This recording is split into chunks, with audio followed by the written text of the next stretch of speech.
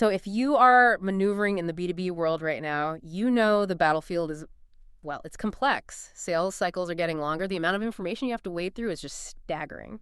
And the need for real, measurable efficiency is critical. So today, we're cutting through that noise. Our deep dive is focused on exactly how modern businesses are driving conversions. And the key insight here is that success is it's a blend, a necessary blend of AI automation and persuasive human psychology. That's the whole mission right there. For real conversion success, you just can't focus on one side of that equation. It doesn't work. So we're looking at two essential pillars. First, you've got the tech revolution, these sophisticated AI agents. And second, the human-centric strategies, persuasive communication, strategic exclusivity, that take those qualified leads and actually turn them into closed deals. And by the time we wrap up this deep dive, you are going to have specific, undeniable facts on the financial returns of AI for all business sizes. But I think more importantly, you'll walk away with a real blueprint for structuring those high-value conversations, the ones that actually close B2B sales. Think of it as your dual playbook for building that modern, efficient, and profitable revenue engine. Okay, let's unpack this. Let's start with the hard numbers, because this is where the conversation always has to begin.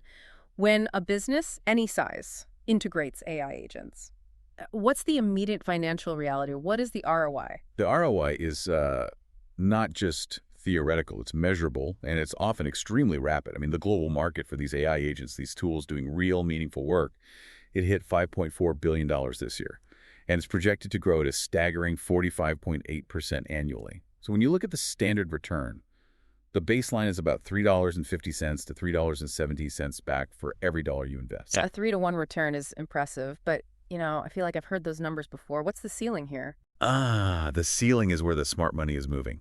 High-performing organizations, the ones that really integrate AI into their core workflows, they're routinely hitting 10-to-1 ratios. But here's the real takeaway that changes how you should plan your budget. The payback period. Which is usually the killer, right? Not here.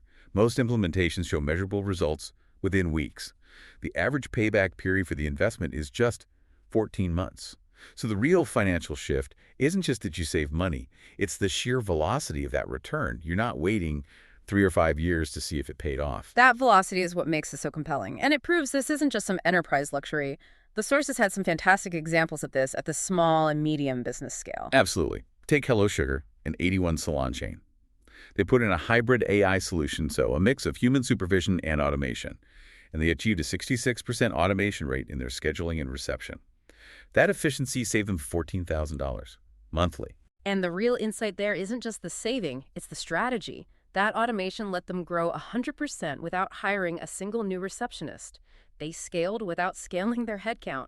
That's pure operational leverage. And it scales down even further. We saw an example of a small boutique clothing store. They used a simple customer-facing bot, cut repetitive support tickets by 67% in just 60 days, saved $1,000 a month.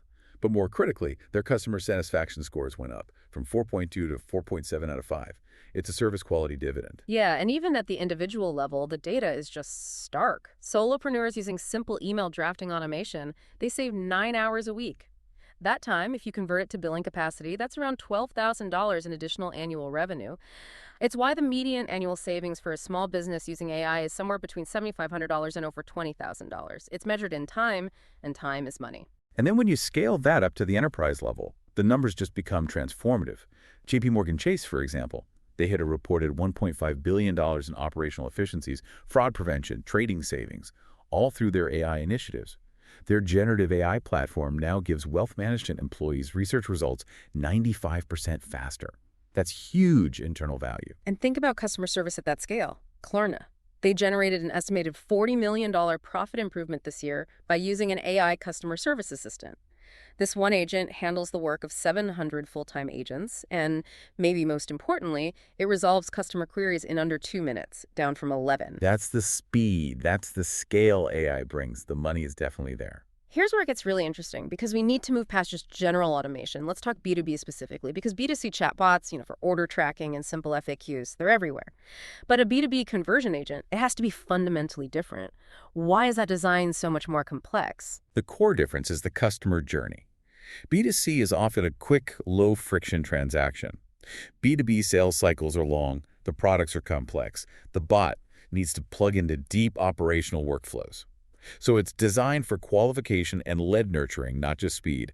It has to act more like a junior sales rep, not a glorified FAQ page. Okay, so if you're planning to implement one for your B2B pipeline, what are the non-negotiables? The must-have features that actually drive conversion. Give me the checklist. All right. Number one is robust lead qualification. It has to be able to ask targeted questions, not just what's your name, but things about company size, industry, budget, and then use scoring systems to assess fit in real time. This keeps your human sales team focused only on viable prospects. It's basically an automated gatekeeper that's smarter than a web form. It stops the team from wasting time. Exactly. Then there's appointment booking. In B2B, momentum is everything. If a prospect is engaged, the bot has to sync with your team's calendars and let them book a call right then and there. In the chat, you can't have them click away. And what if it gets too complex for the bot? That handoff has to be seamless. That's the third must-have, sales rep handoff. The bot needs triggers, based on answers or keywords, to know when to just gracefully step back and transfer a high-intent lead to a human at the perfect moment. And finally, B2B deals are about relationships, so you have to move beyond generic answers. And that's where account-based personalization comes in. This is the difference between a good bot and a great one. It has to tailor conversations based on deep data integration, pulling from your CRM, your customer relationship management system, to instantly recognize the company, the prospect's role, and align the chat with their specific needs. That's powerful. It makes the conversation feel relevant from the very first second. And the examples we found show just how varied these B2B agents can be. Right. I mean, look at internal use cases. Nestle uses an AI assistant as a 24/7 help desk for global HR.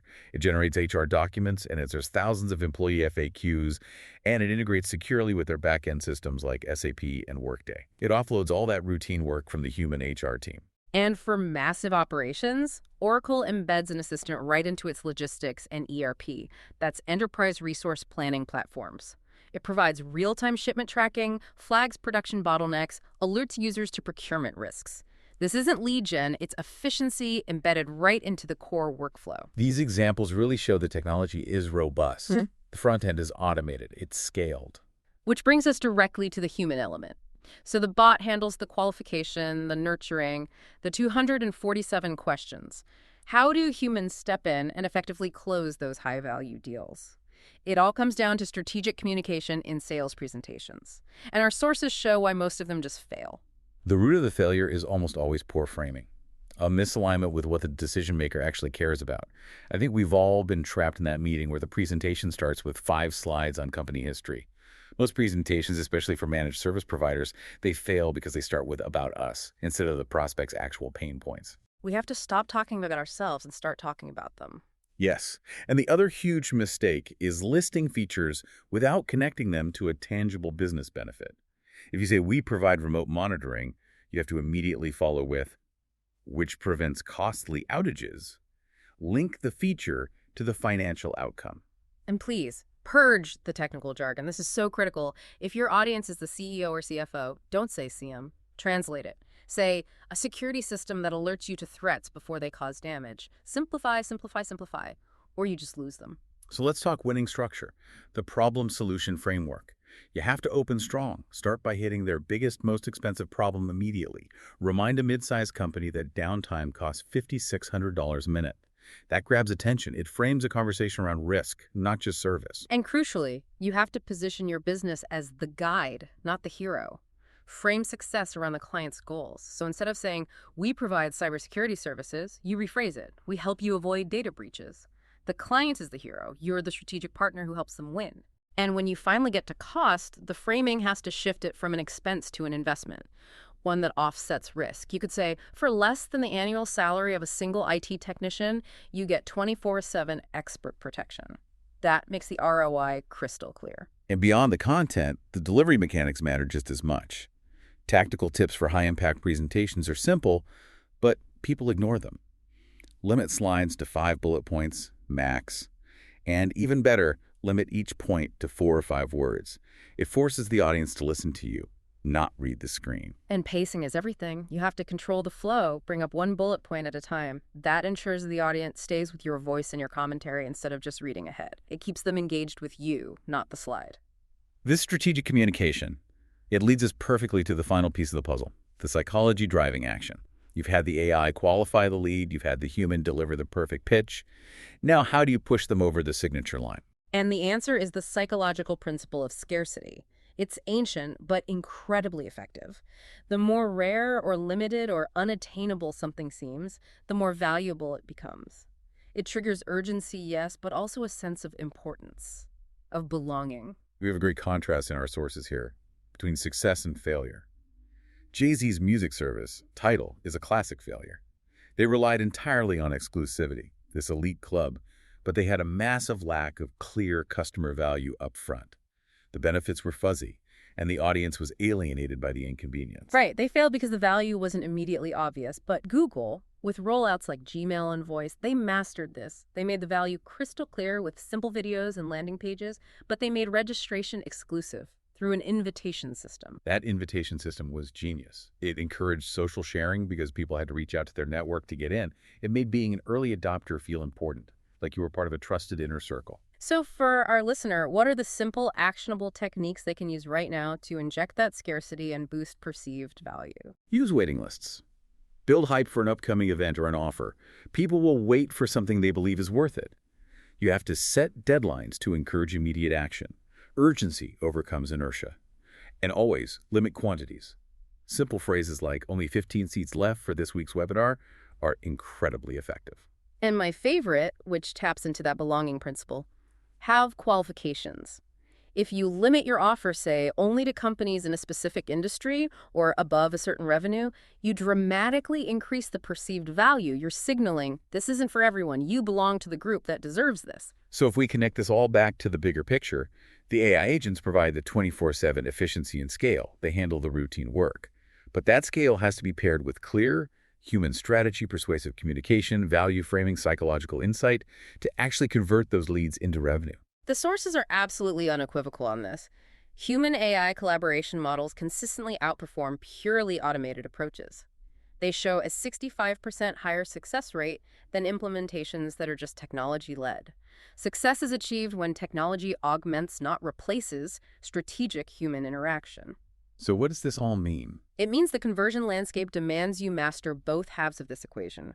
Small businesses are having breakthroughs by measuring time savings as their main ROI. We're talking $7,500 to over $20,000 worth of time a year.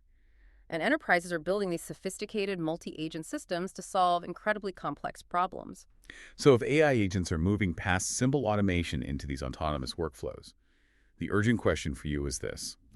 How will you use the time you save, that median $7,500 to $20,000 worth of time, to deepen the high-value, persuasive conversations that AI can only start? The ultimate goal isn't just to work faster. It's to leverage that speed and efficiency to become a more thoughtful, more strategic, and more effective guide for your clients. We'll leave you with that thought. We'll see you next time on The Deep Dive.